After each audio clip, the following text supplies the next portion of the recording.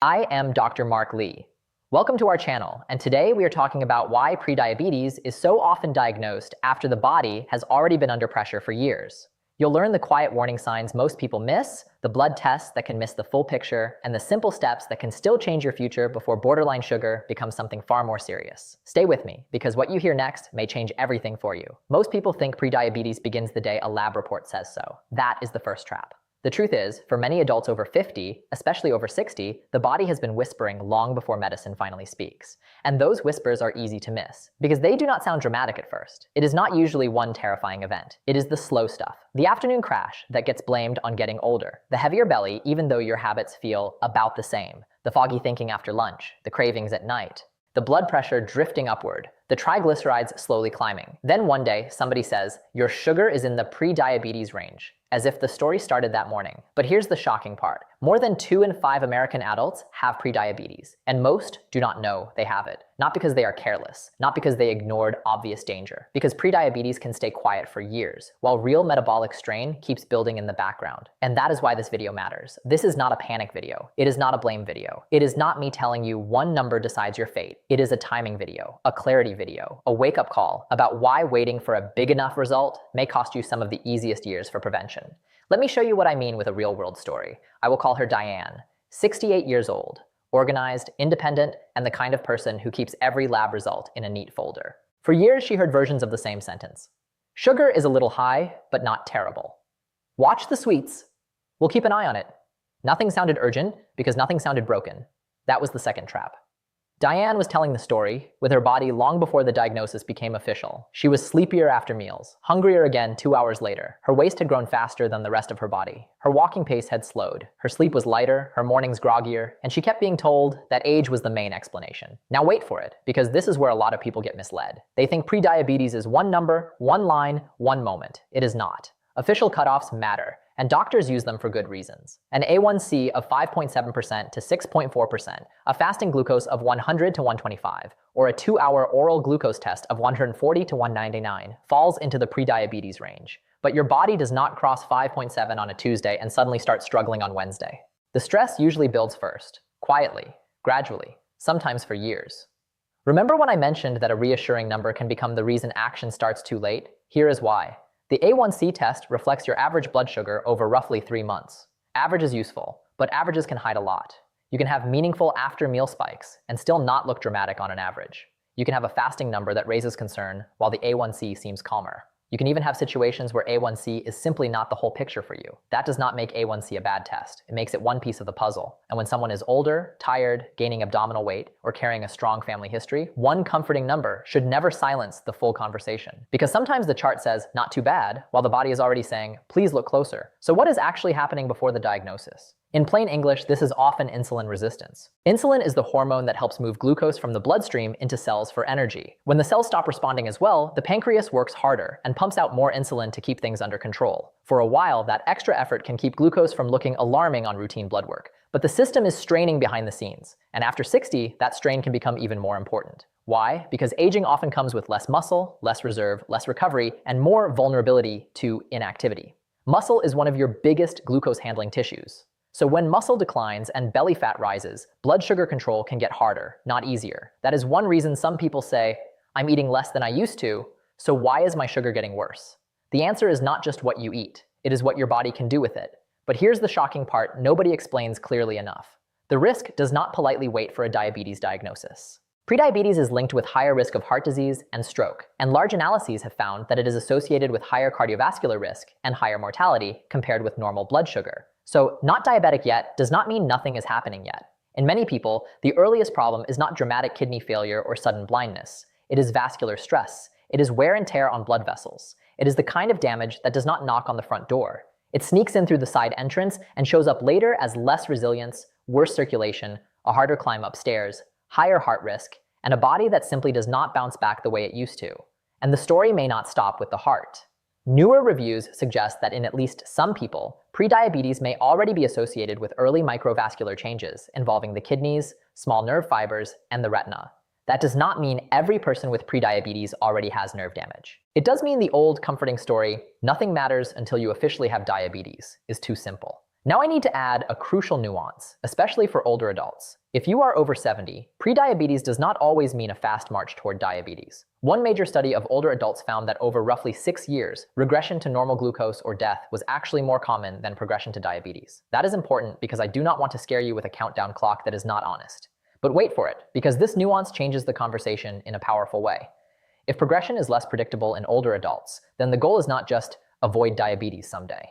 The goal is protect the heart, preserve muscle, reduce frailty, maintain mobility, hold on to independence, keep your thinking clearer, keep your energy steadier. In other words, the reason to act early is not only to dodge a future diagnosis, it is to protect how you live right now. So why does prediabetes get diagnosed too late so often? I see 5 major reasons, and the 5th one is the one almost nobody talks about. Reason number 1 is silence. Prediabetes often has no obvious symptoms. You can have it for years without clear warning signs screaming for attention. That silence is exactly what makes it dangerous, because people assume they would feel something dramatic if it were serious. Reason number 2 is mislabeling. The fatigue gets blamed on age. The waist gain gets blamed on retirement. The afternoon sleepiness gets blamed on poor sleep. The cravings get blamed on willpower. Sometimes those things do have other causes, but when several of them show up together, they deserve a metabolic lens too. Reason number 3 is over-reliance on snapshots. One visit, one fasting number, one A1C, one rushed interpretation. But prediabetes is not a snapshot problem. It is a pattern problem. It lives in trends. What happened this year compared with 3 years ago? What happens after meals? What happened after activity dropped? What changed after muscle mass slipped or sleep got worse?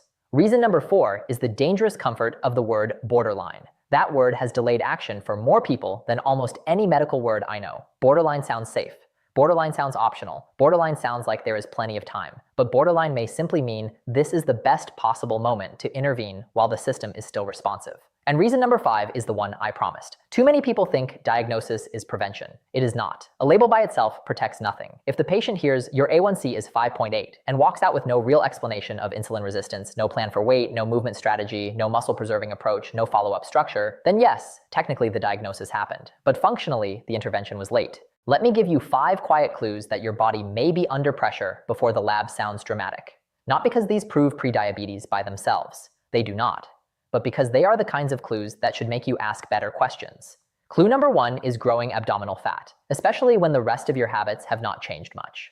I am not talking about vanity weight. I am talking about that thickening around the waist that often reflects more visceral fat, the fat packed around organs. That kind of fat is metabolically active, and it tends to travel with insulin resistance. Clue number 2 is the post-meal crash. You eat lunch, and instead of feeling fueled, you feel sleepy, foggy, or strangely heavy. Then 2 hours later, you are hungry again. You won't believe how often people dismiss this as just what lunch does to me. Sometimes it is also a clue that your blood sugar handling is not as smooth as it used to be. Clue number 3 is cravings that feel louder than your logic, especially evening cravings, especially when a meal that should have satisfied you seems to vanish from your system too quickly. This is one of those moments where people blame themselves, when the smarter question is, what did that meal actually do to my blood sugar and insulin? Clue number 4 is drift in the rest of the labs. Triglycerides creeping up, blood pressure edging higher, HDL not looking as strong, waist growing while stamina shrinks. None of those alone makes the diagnosis. But together, they can sketch a pattern that should never be ignored. Clue number 5 is that strange sentence so many people hear. Everything is normal. Mostly. Mostly can hide a lot. When several numbers are no longer ideal, but not yet alarming, that is often when prevention has the best leverage. Remember when I mentioned Diane? That one word, borderline, was the reason everyone relaxed too early. Now here's the turning point. If you suspect you are seeing the pattern, do not ask only, do I have diabetes yet? Ask, what is my blood sugar doing over time? And what is my body telling us already? That is a better question. It is more specific. It forces a real conversation instead of a lazy reassurance. And when you do ask smarter. Ask whether A1C alone is enough for your situation. Ask whether fasting glucose adds important information. Ask whether an oral glucose tolerance test is worth considering if the story and the numbers do not match. NIDK is very clear that A1C, fasting glucose, and the 2-hour oral glucose test are all recommended tools for identifying prediabetes. Different tests can reveal different aspects of the problem. But here's the shocking part. Even when people finally hear the word prediabetes, many still do not get a real plan. They get a vague warning. Cut sugar, lose weight, move more. That is not useless advice. It is just incomplete advice. And incomplete advice is one reason high retention conversations like this matter, because clarity changes behavior. So let me give you the 3 secrets I wish more people understood the moment prediabetes enters the conversation. Secret number 1, earlier is more powerful than perfect. You do not need a catastrophic lab result to start protecting your metabolism. In fact, waiting for catastrophe is exactly backwards. The earlier the system is nudged, the less dramatic the intervention often needs to be. Secret number 2, modest changes can produce outsized results. In the diabetes prevention program, modest weight loss and about 150 minutes a week of moderate activity reduced the risk of type 2 diabetes by 58% and by 71% in people over 60. Not a miracle, not hype. A powerful reminder that small, repeatable action beats heroic bursts of motivation. Secret number 3, in older adults, the target is not punishment, it is capacity. More strength, better glucose handling, less post-meal chaos, better sleep, less frailty, more confidence walking, climbing, thinking, living. When the strategy becomes get healthier instead of just get lighter, people tend to make changes they can actually keep. Now let's make this practical. What should someone do if they want to act before borderline becomes bigger trouble? First, build movement into the week in a way your body can survive and repeat. The CDC recommends aerobic, muscle strengthening, and balance activity for older adults. That matters because blood sugar control is not just about burning calories. It is about preserving the tissues that help you handle glucose well and stay independent as you age. Second, respect the 10-minute walk. I know that sounds too simple. That is exactly why people underestimate it. A short walk after meals can be one of the easiest ways to reduce the sedentary stretch when blood sugar tends to rise. Not a punishing workout, not a perfect gym routine. A walk that happens often enough to matter. Third, stop building meals around refined carbohydrates and then wondering why energy crashes. You do not need food fear, you need structure, more fiber, enough protein, better portion awareness, fewer liquid sugars, fewer meals that are mostly starch with almost no protein to slow the ride. The goal is not perfection. The goal is fewer spikes, fewer crashes, and more stable hunger. Fourth, protect muscle like it is a blood sugar organ, because it is. This is huge after 60. Crash diets can make the scale move while making the body weaker, and a weaker body often handles glucose worse, not better. That is why I get nervous when older adults attack prediabetes by eating too little, skipping protein, and losing muscle along with fat. Fifth, do not ignore sleep and stress. Poor sleep can intensify hunger, worsen cravings, lower activity, and make blood sugar control harder. Stress biology matters too.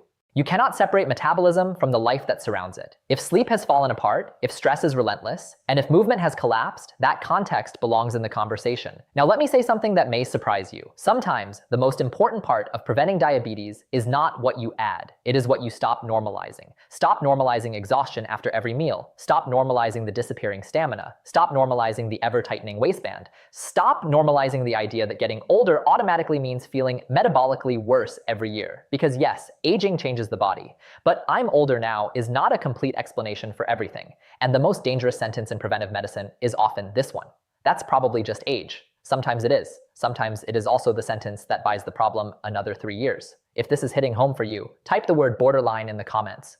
I want people scrolling through those comments to realize how many adults have heard the same minimizing language. Not because we are angry at doctors, but because once you can name the pattern, you have a better chance of changing it. And if this channel helps you translate confusing numbers into clear action, subscribe. Because most people do not need more health noise. They need sharper health guidance that respects their age, their risks, and their real life. Before I close, I want to come back to Diane. Once we stopped treating the problem like a single lab and started treating it like a pattern, everything changed. Her plan was not exotic, more consistent walking, better meal structure, more attention to protein, less sitting after meals, a real follow-up conversation instead of a shrug. Nothing flashy, but within months, her energy was steadier, her waist began to move in the right direction, and most importantly, she finally understood what her body had been trying to say. That is the real message of this video. Doctors are often diagnosing prediabetes after some of the earliest metabolic strain has already started, but not too late to change direction, not too late to lower risk, not too late to protect the heart, the brain, the nerves, the kidneys, the muscles, and the independence that matters so much later in life.